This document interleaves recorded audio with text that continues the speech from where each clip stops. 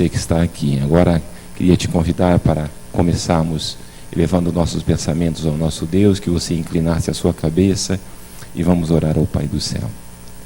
Querido Deus, nós te louvamos, Senhor, por esse primeiro dia da semana que tu nos concedes para viver. Obrigado, Pai querido, porque nos trouxestes aqui na tua casa, porque nós queremos ouvir a tua voz e queremos nos aproximarmos ainda mais de ti. Pai querido, que a tua palavra, ao ser ministrada nessa noite, ela possa encontrar iguarias no nosso coração, que nós possamos recebê-la e que possamos nos alimentar e sairmos daqui saciados para prosseguirmos a nossa vida durante essa nova semana que está diante de nós. Agora vamos te louvar através da palavra cantada, que possamos fazer com toda a alegria do nosso coração. É o que nós te pedimos e nós te agradecemos em nome de Jesus. Amém.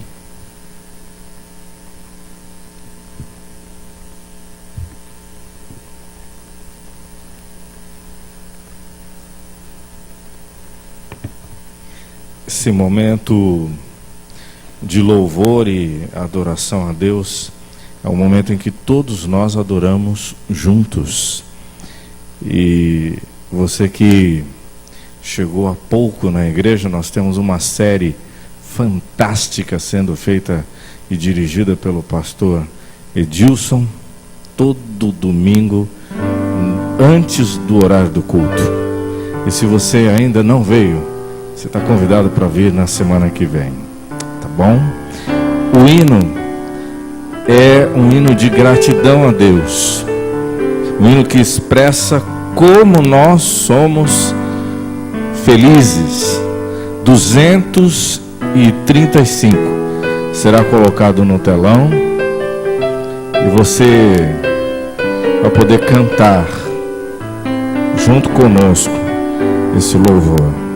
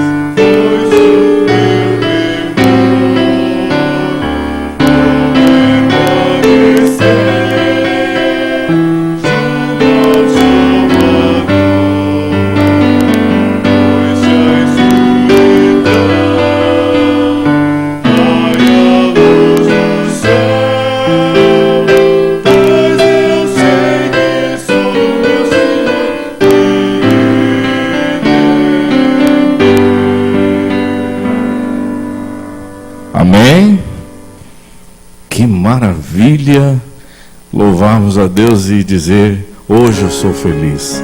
Como o apóstolo Paulo aprendeu a ser feliz em todas as circunstâncias, mesmo quando ele não tinha nada, ele podia dizer: hoje eu sou feliz, porque Jesus é tudo na vida da gente. Há poucos dias terminou um dos encontros de música mais conhecidos do Brasil, aqui bem pertinho, em Campos do Jordão. E as pessoas que lá estiveram, elas testemunharam algo que me impressionou. As pessoas que ouviam a música, elas diziam: como é bom sentir a música em meio ao silêncio. A música é para ser sentida. Então, quando você estiver louvando agora, sinta o que você está cantando. Se você tem saudade das coisas lá do alto, 340 é o hino que nós vamos cantar agora.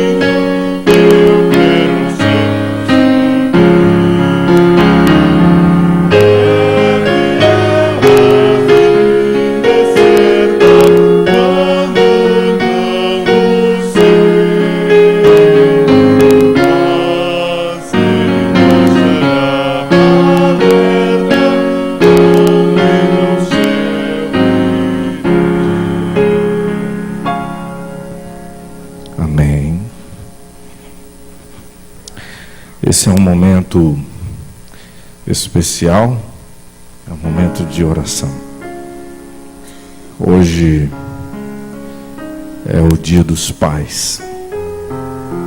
Eu estava lá na rádio agora, acabei de chegar, e vários pedidos de oração foram feitos. Tem pessoas que hoje passaram um dia sem ter o que comemorar. Tem pessoas que não tiveram um pai, outras que tiveram, mas esse não lhe traz boas lembranças. Algumas pessoas mandaram pedidos de oração dizendo assim: Moura, hoje eu estou muito triste, que meu filho não lembra de mim. Eu sei que aqui os pais estão todos felizes. Mas Deus é tão maravilhoso que o seu Evangelho nos alcança de tal forma que tapa essas brechas e que sara essas cicatrizes que a vida nos deixa. Se você trouxe um pedido de oração, se você não trouxe ainda aqui nas colunas laterais da igreja, nas caixinhas acrílicas, tem um papelzinho lá para você escrever o seu pedido e depois levar até aquela arca ali.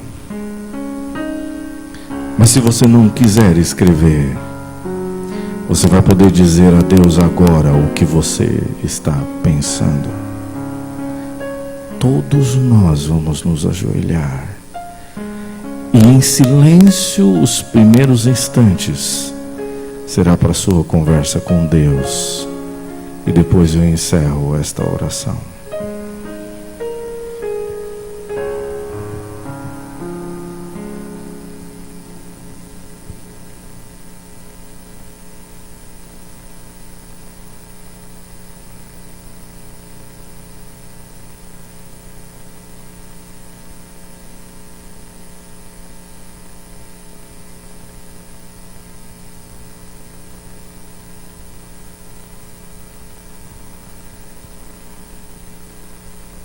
Senhor Deus,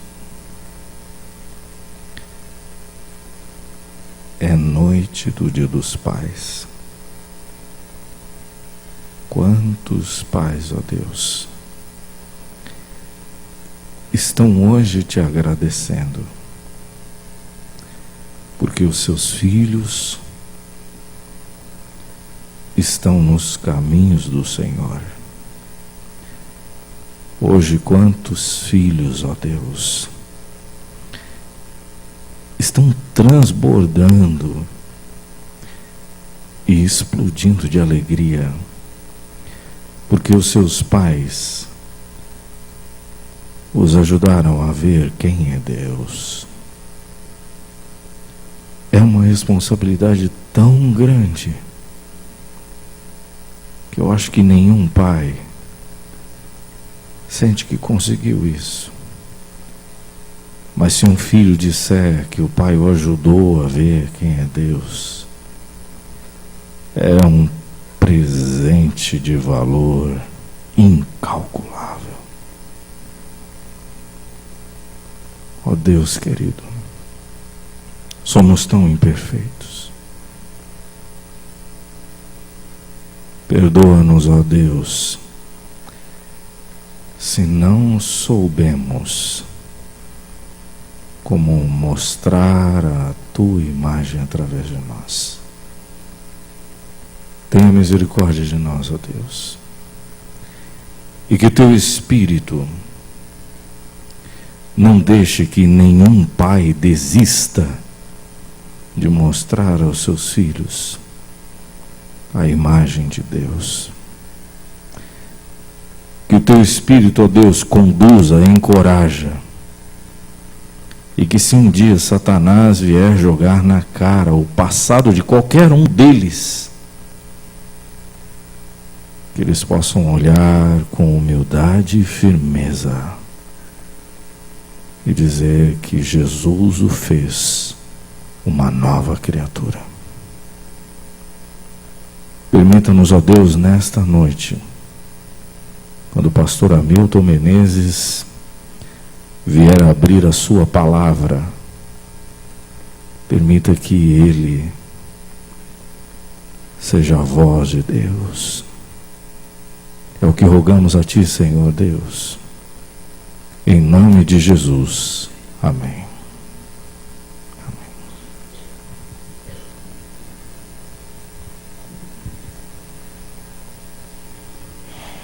Nós temos agora um momento de louvor e adoração a Deus por nossas convidadas especiais.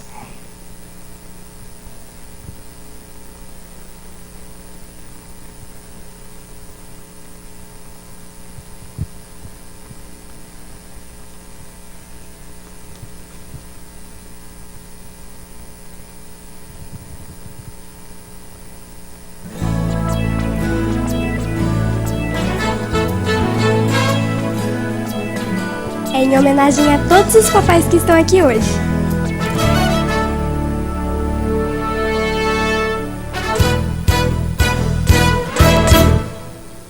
Paizão, papai, são formas de chamá-lo. Painho, meu velho, também são com muito amor. Este homem é especial, faz tudo pra me ver legal. Paizão, papai, são formas de chamá-lo. Painho, meu velho, também são com muito amor. Este homem é especial, faz tudo pra me ver legal. Em todos os momentos ele foi meu herói. Gigante, cavalo, até foi cowboy. Ele é meu amigão. Paizão, papai, são formas de chamá-lo. Painho, meu velho, também são com muito amor. Ele é tudo pra me ver legal.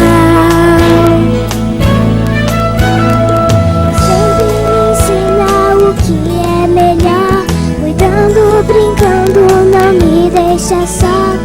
Morando comigo, segura minha mão. Ele é um amigão. Paizão, papai, são formas de chamá-lo. Painho, meu velho, também são com muito amor. Este homem é especial, faz tudo pra me ver legal. Paizão, papai, são formas de chamá-lo. Painho, meu velho, também são com muito amor. Este homem é especial, faz tudo pra me ver legal. Faz tudo pra me ver legal. Faz tudo pra me ver legal.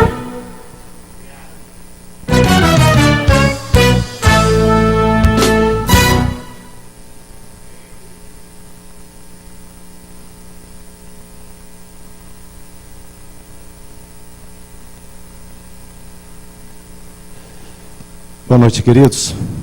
Tudo bem? Eu acho que quem tem rede social hoje ficou vendo as fotos dos pais. E não tem foto muito bonita não, né? Bonito quando é Dia das Mães. Dia das Mães, as mães sempre são mais bonitas. Agora os pais, né, amor? Na quinta-feira...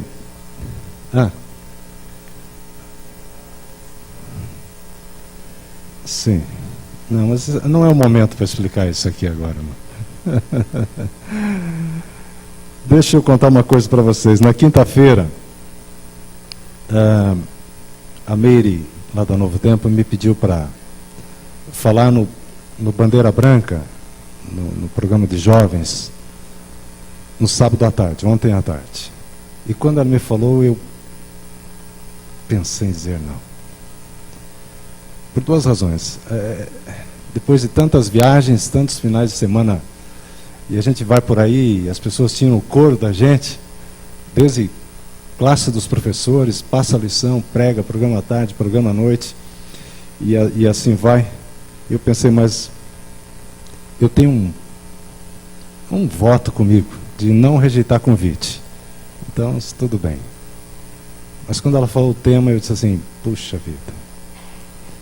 Aí na sexta de manhã, o Ailton Santana me procurou e disse, pastor Hamilton, vai estar final de semana em Jacareí? Finalmente eu vou estar. Você prega domingo à noite? E eu prego. Qual é o assunto? Qual é a temática? E ele disse, uai, Dia dos Pais. Ele falou bem assim, uai, Dia dos Pais. Eu disse, tá bom. Esse é um assunto difícil para eu falar. Bem complicado. Bem complicado. Eu sou um daqueles que não pode dizer eu gostaria de ser como meu pai. Isso é uma constatação dura e difícil. E ainda quando eu vejo os meus filhos aqui, fica mais difícil de falar sobre o assunto, né? Mas cada um tem as suas razões, cada um tem as suas lutas, cada um teve o seu passado. Deixa eu mostrar para vocês aqui. Tá ligado isso aqui, pastor? O senhor deixou ligado? Ah, tá bom. Você não precisa ser igual ao seu pai. Você pode ser melhor do que ele. Por quê? Deixa eu mostrar aqui. Pra lá. Olha só essa família linda aí. Isso aqui é de 1900 e bolinha. Bem lá atrás. Milênio passado. Século passado. Esse é o casamento do meu avô. Pai do meu pai. Isso tem muito tempo. Meu avô teve 13 filhos. 8 deles são esses aí. Homens, 8 homens. Meu avô é esse bem do canto, cabelinho branco, o mais baixinho da turma. E aí estão todos os meus tios. Já tem 3 que faleceram. Meu pai é o último da outra ponta, o mais novo.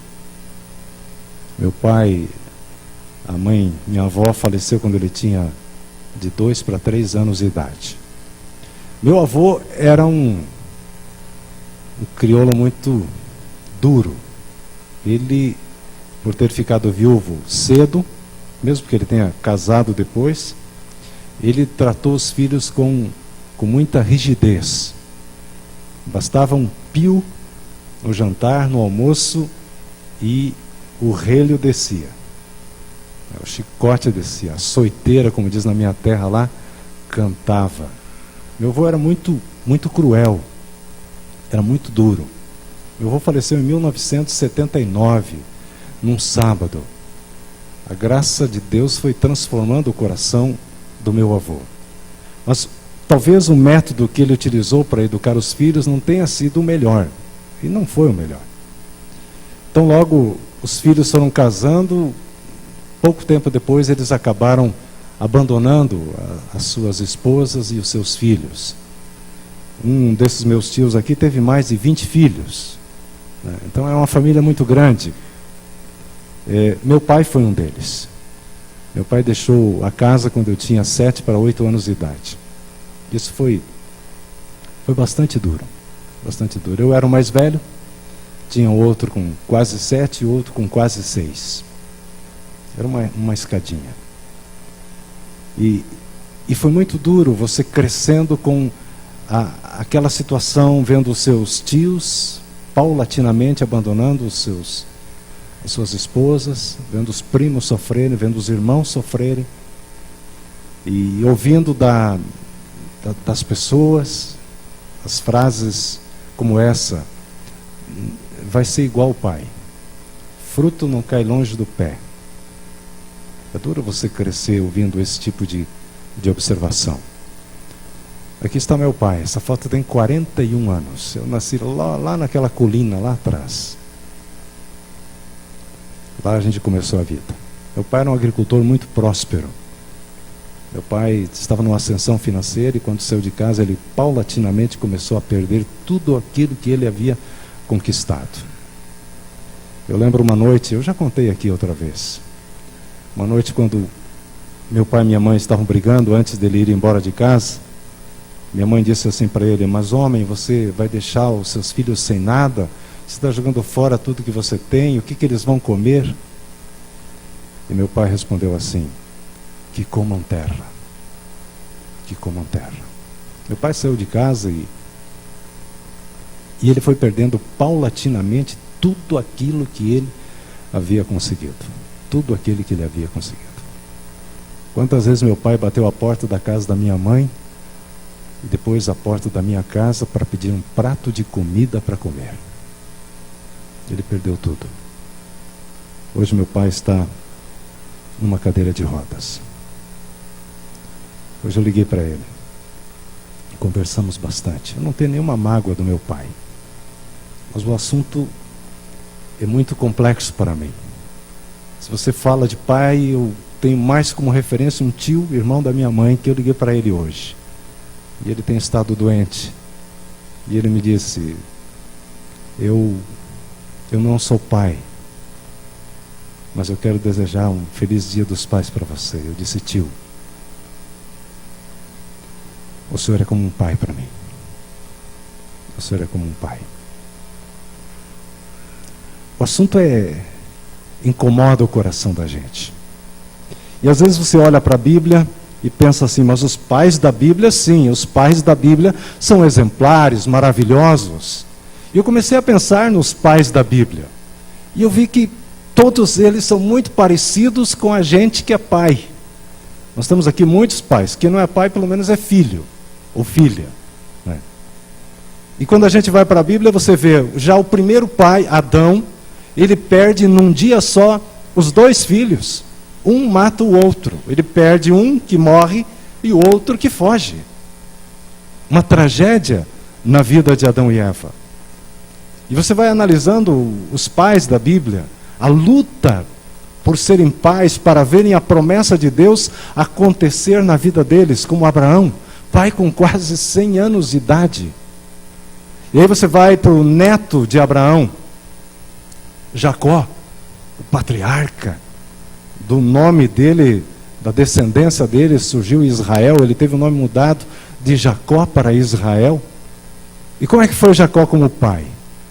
Se você olhar pela visão humana da coisa, foi um fracasso. Teve 12 filhos, 4 mulheres, uma penca de problemas dentro de casa, né? Não soube, depois que perdeu a mulher que amava, Raquel, ele super protegeu o filho mais novo, o penúltimo especialmente. Parece que ele tinha um carinho, mas nem tanto com ele quanto poderia ser pelo último, mas o último nasceu no momento do seu nascimento a mãe morreu. Mas José, você vê ele super protegido, os irmãos tinham um ciúme, um ódio de José. E ele era o preferido do papai. Enquanto os outros iam para as lutas, para o trabalho pesado, para as dificuldades, José ficava onde? Em casa, junto com o pai. Ganhava a túnica colorida, o presente mais bonito era de José. E ele se gabava disso. Era o fofoqueiro da família. E o pai o protegia. Quando você olha para Moisés, um homem que foi poderoso nas mãos de Deus, que teve 2 filhos. Mas cadê os filhos de Moisés? É preciso em um dado momento que o sogro, lá no meio do deserto, vá até onde está o povo de Israel e leve a mulher e os 2 filhos de Moisés. Poderiam ter sido líderes, mas não foram. Quando você lê a história de Samuel, aquele menininho que foi entregue por Ana ao sacerdote Eli, o líder da igreja, que tinha 2 filhos, mas que também foi um fracasso como pai, uma vergonha para Israel. Agora você tem aquele menininho que cresce dentro do templo, dentro da igreja, nos caminhos do Senhor. Os anos passam, o povo de Israel pede um rei, Deus não queria dar um rei, Samuel não queria que o povo tivesse um rei. E o povo, entre os tantos argumentos que usa para convencer a Samuel de que precisavam de um rei, eles dizem assim: os teus filhos não andam conforme os teus caminhos. Pais fracassados, olhando pelo aspecto humano. Davi, o salmista Davi, o rei de Israel. Olhe para os filhos de Davi, olhe para a educação, olhe para as correções que Davi teve com seus filhos. Um deles estupra a própria irmã. É morto pelo outro irmão. Parece que tudo fica do mesmo jeito. Davi também não agiu bem. E aí eu poderia elencar aqui mais outros pais da Bíblia. Por exemplo, o rei Ezequias foi um rei bom. Deus deu de presente para ele 15 anos de vida. Mas depois de Ezequias veio o filho dele, Manassés, o pior dos piores reis de Judá. Manassés foi uma tragédia para Judá. E ficou no poder mais de 50 anos. atrocidades. Ele ofereceu o próprio filho como sacrifício aos deuses. O próprio filho. Depois de Manassés veio o filho dele, Amon, uma tragédia. Mas de onde que não poderia sair nada de bom vem quem? Vem Josias, o rei Josias, e proclama uma revolução espiritual no povo. E se eu quisesse trazer para os tempos de hoje, eu podia, por exemplo, falar de Roberto Rabelo, um homem de Deus, um homem que tinha calos nos joelhos, que tinha uma vida de oração, que criou sua filha e seu filho nos caminhos do Senhor, mas o filho se distanciou.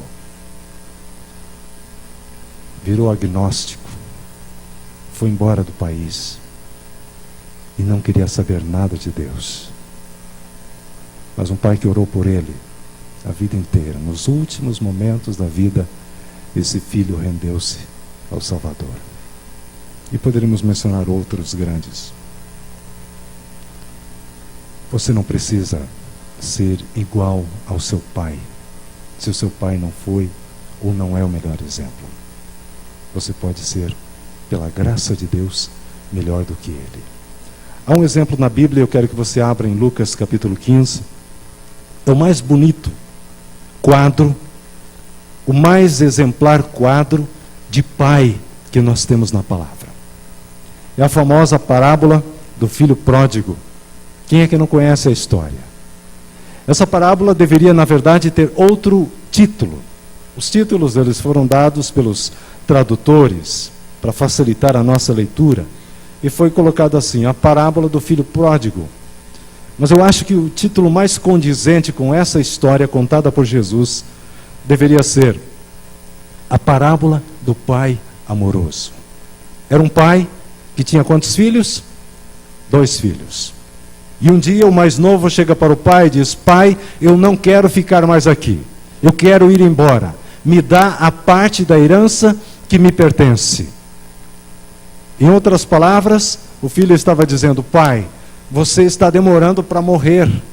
E eu não vou aguentar esperar até que isso aconteça. Adiante as coisas. Me dê a parte da herança. Eu vou embora. E o que o pai faz? O pai respeita a escolha, a decisão, o pedido daquele filho. E dá a herança. E a história a gente sabe o seu final.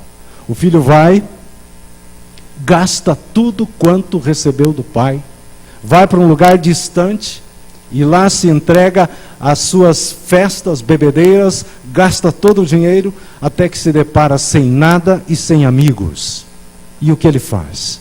Eu preciso sobreviver, eu tenho que comer, e procura emprego, e vai daqui, vai de lá, e somente encontra uma atividade para fazer: cuidar de porcos. Que tremenda humilhação para um judeu, cuidar de porcos. E ele foi. E o relato bíblico nos conta aqui em Lucas capítulo 15, no verso 15 e 16. Então ele se foi e se agregou a um dos cidadãos daquela terra, e este o mandou para os seus campos, a guardar porcos. Ali desejava ele fartar-se das alfarrobas que os porcos comiam, mas ninguém lhe dava nada. A versão A Mensagem, transcrevendo esse relato, ela diz assim: ele comia a lavagem dos porcos. Aquilo que não prestava mais. O resultado da lavagem dos vasilhames utilizados pelas pessoas. A comida dos porcos era a sua comida. Verso 17. Então, caindo em si, disse: quantos trabalhadores de meu pai têm pão com fartura, e eu aqui morro de fome? Levantar-me-ei e irei ter com meu pai, e lhe direi: pai, pequei contra o céu e diante de ti, já não sou digno de ser chamado teu filho, trata-me como um dos teus trabalhadores. O filho cai em si, e então decide: e aqui não dá para ficar. Eu estou passando fome. Os empregados de meu pai vivem melhor do que eu vou voltar para lá. E ele ensaiou o discurso. Eu vou chegar para ele e vou falar isso: Pai, eu pequei contra ti, pequei contra o céu, eu não mereço ser chamado teu filho, me aceite como um empregado, como um escravo. E o que faz o filho? Verso 20. E levantando-se foi para seu pai.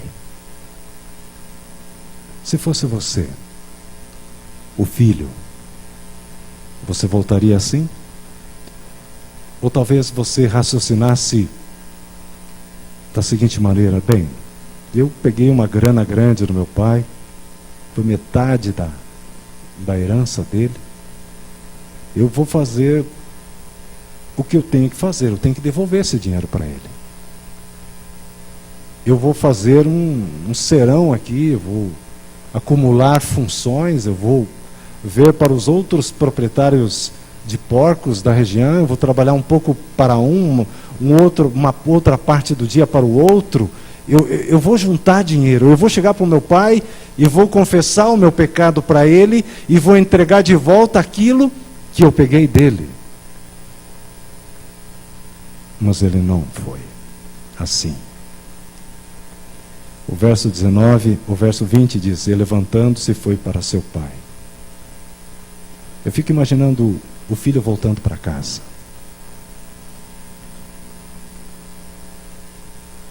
Talvez ele tenha sentido vontade de, no último posto de gasolina daquela estrada que ia em direção à fazenda do pai, ele parar para fazer a barba, tomar um banho e chegar pelo menos cheiroso para o pai. Mas ele não fez isso. Ele foi do jeito que estava. Vinha ele ainda longe quando seu pai o avistou. E compadecido dele, correndo, o abraçou e beijou. Onde estava o pai da história? Na varanda da casa, na cadeira de balanço, esperando. E quando ele olha lá na última curva do caminho,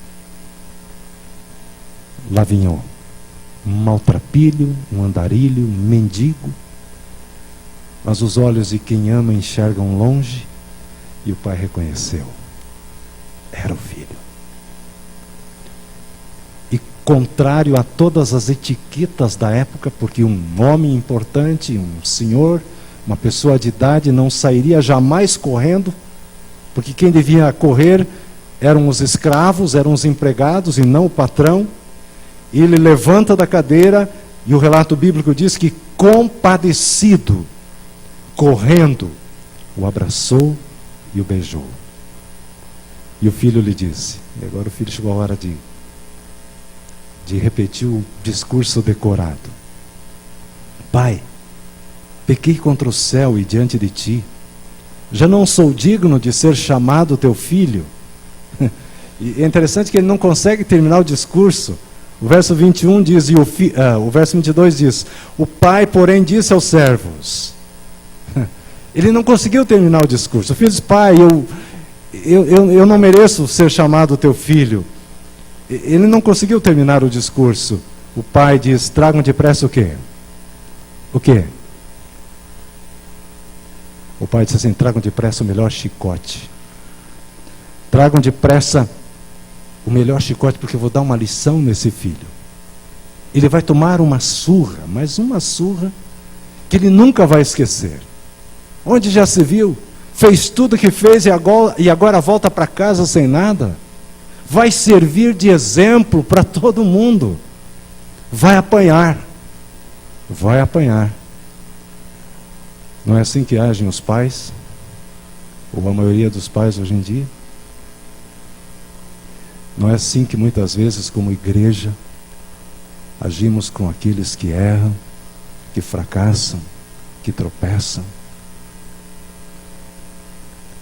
O pai diz: trazei depressa o quê? Melhor. A melhor roupa. A melhor roupa. Vestiu. Ponde-lhe um anel no dedo. Estava devolvendo para ele a roupa, a dignidade, o anel, a autoridade. Sandálias nos pés, estava ali sem calçado, sandálias nos pés.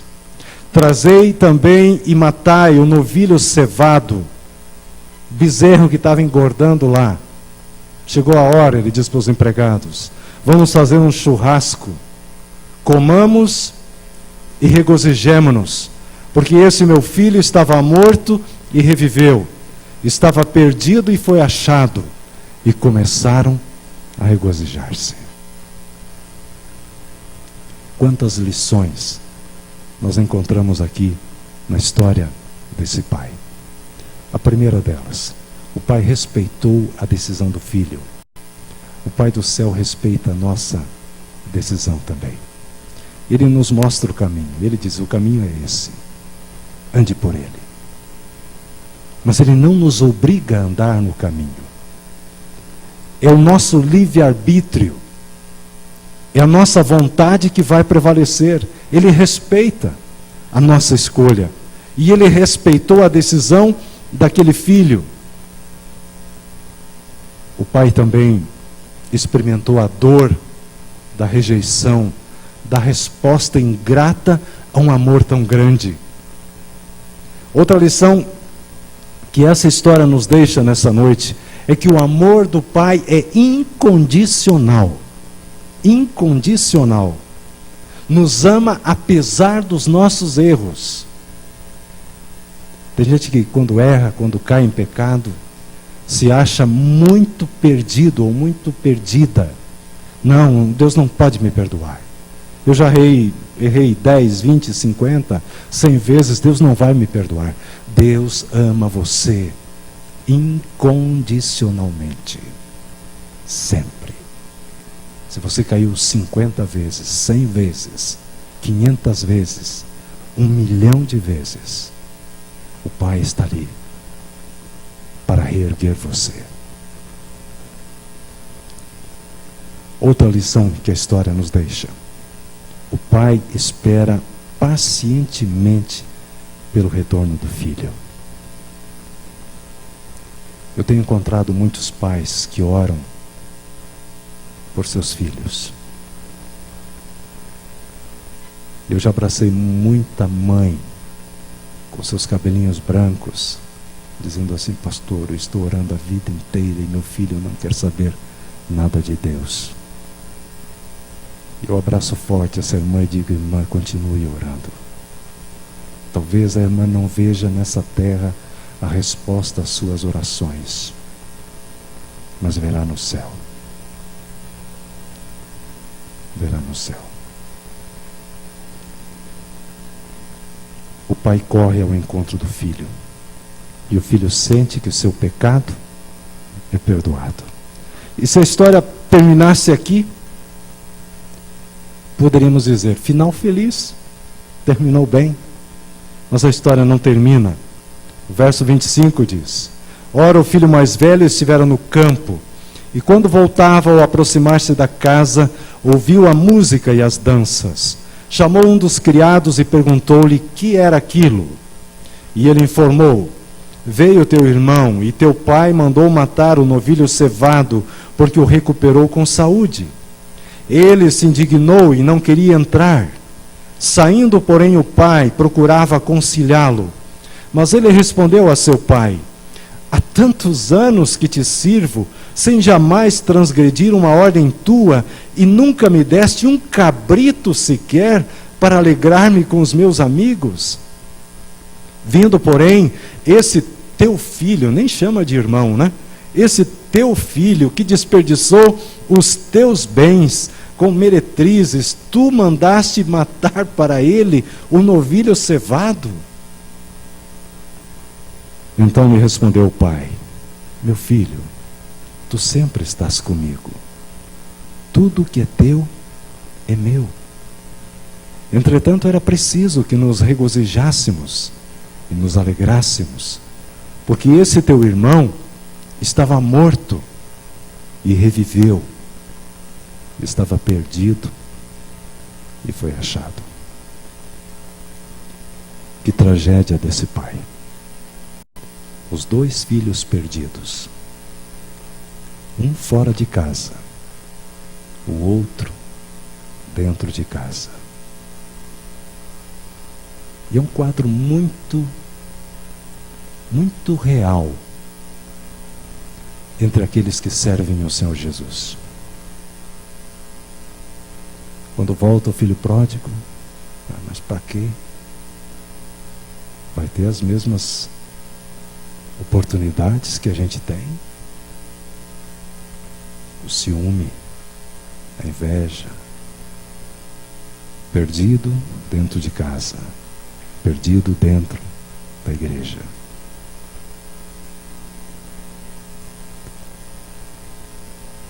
Eu lembro do sofrimento do meu avô,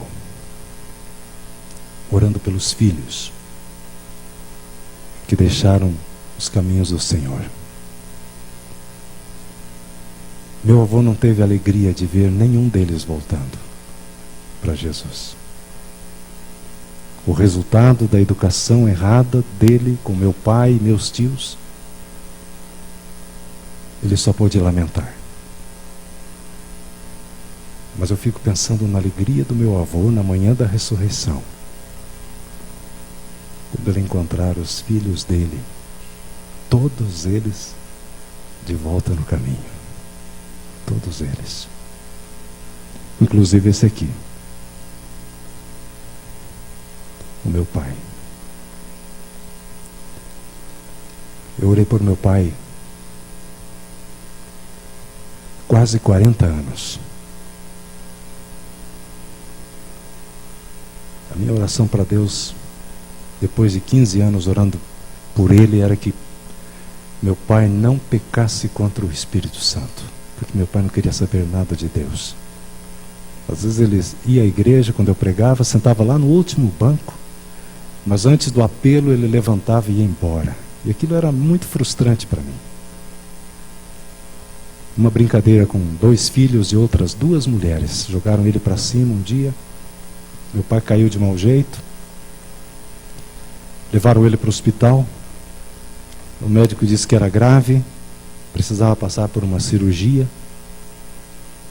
E o médico fez a cirurgia, errou na cirurgia, era na coluna, cortou onde não deveria cortar e meu pai ficou paralítico da cintura para baixo.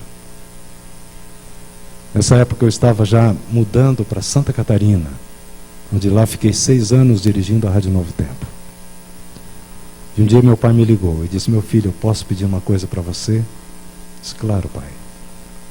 Eu quero uma Bíblia de presente. Quase 40 anos orando por ele, e ele pediu uma Bíblia. Meu pai passou a ler a Bíblia todos os dias, de uma maneira assim impressionante. Agora ele tinha tempo. Em 2008, tive a alegria de ser ordenado pastor aqui nessa igreja. Minha mãe esteve aqui, minha tia, meu pai não pôde vir. E quando eu voltei de férias, isso foi no começo de dezembro, no final do ano a gente foi de férias para o Rio Grande do Sul. Meu pai, quando me viu lá no alto da sua cadeira de rodas, ele já começou a chorar. Ele me abraçou forte e disse: meu filho, eu sabia que um dia você seria ordenado pastor. Lembra daquela vez que eu pedi uma Bíblia para você? Lembro, pai. Lembra que eu disse que um dia você iria fazer o meu batismo? Eu não lembrava desse detalhe. Mas ele disse: eu quero ser batizado por você. Isso foi em 2008.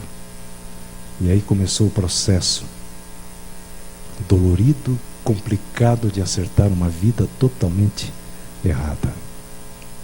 2 anos depois, no primeiro sábado de setembro de 2010, meu pai entrou no tanque batismal, assentado numa cadeira de madeira, com a ajuda de um diácono, que ele de gravata, e o meu irmão, também é diácono da igreja, que está em frente.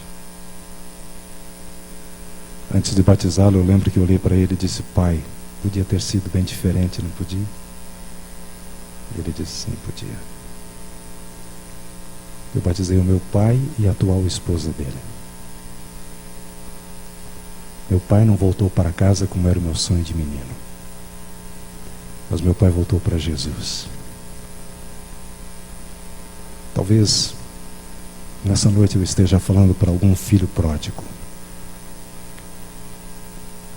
ou para algum filho mais velho. Se por acaso você está esperando acertar as coisas primeiro para depois ir para Jesus, não faça isso. Como é que o pai recebeu o filho pródigo? Cheirando porco, maltrapilho, esfarrapado, faminto, sem sandálias nos pés. Foi do jeito que estava. E quanta gente quer resolver primeiro a sua situação, quer conseguir todo o dinheiro para chegar para o pai e falar assim: pai, aqui está. Não. Não são os seus méritos, não são as coisas que você vai ajeitar na sua vida que vão lhe dar a salvação. É a graça, é o abraço do Pai. É o abraço do Pai. Deus espera você do jeito que você está. Ele quer transformar a sua vida, o seu coração. Ele não quer saber do seu discurso. Ele apenas vai abraçá-lo e vai dizer: filho, bem-vindo, filho. Você é bem-vindo. Esquece as desculpas.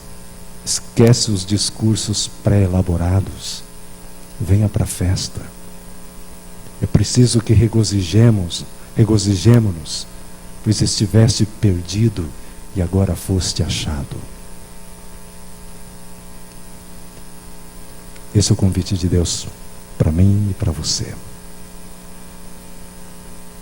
Que Deus nos leve para casa nessa noite com a certeza de que temos um Pai que nos ama. Nunca seremos os pais perfeitos desse mundo. Jamais. Jamais. Jamais seremos.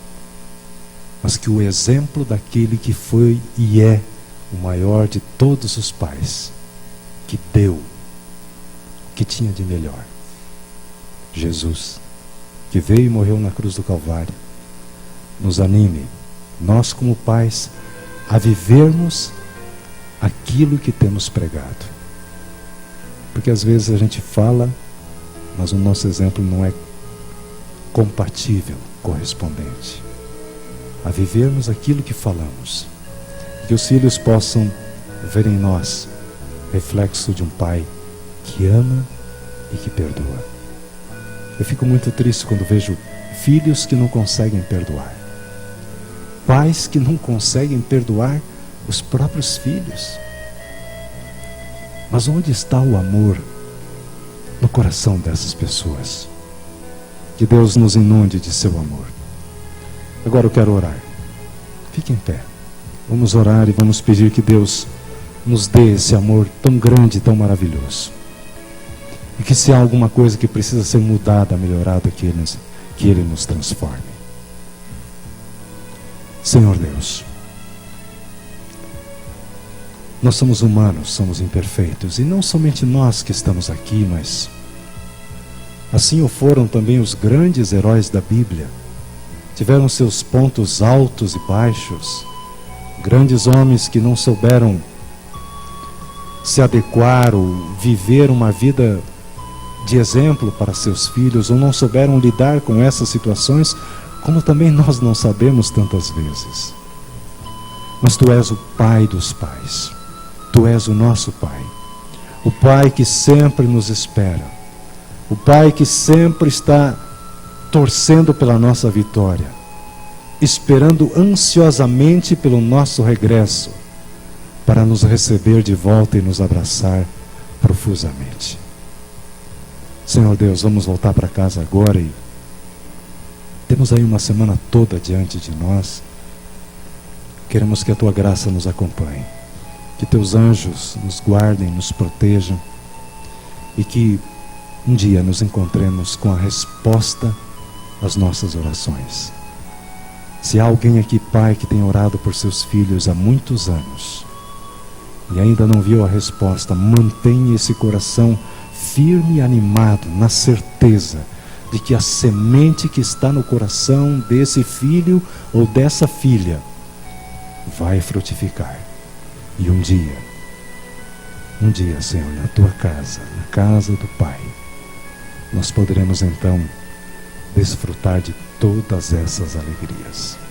Nos abençoe, por favor, e nos traga de volta na quarta-feira para mais um programa importante, especial, de encontro com as profecias. Te pedimos em nome de Jesus. Amém.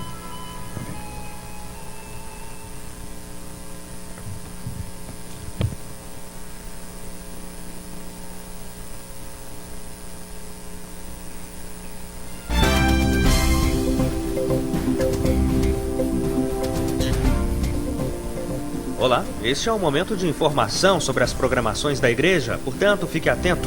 Toda quarta-feira a igreja oferece o seminário de estudos sobre o Apocalipse. É a sua chance de entender as revelações do livro que apresenta as profecias para o tempo do fim. O palestrante é o pastor Arilton Oliveira, toda quarta-feira, 7h30 da noite. No dia 23 de agosto teremos a vigília O Clamor da Meia-Noite com Darleide Alves.